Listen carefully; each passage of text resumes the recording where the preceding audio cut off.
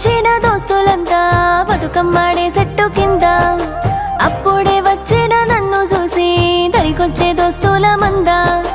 లంగా ఓడిపోయి సీరలొచ్చే అప్పుడే అయిపోయే బతుకు చిన్ననాటి రోజులు గుర్తుకొచ్చి కళ్ళల్లో వచ్చే కన్నీళ్ళు చెరువు గట్టున సీమంతులు పూసింది మా చిన్న పిలక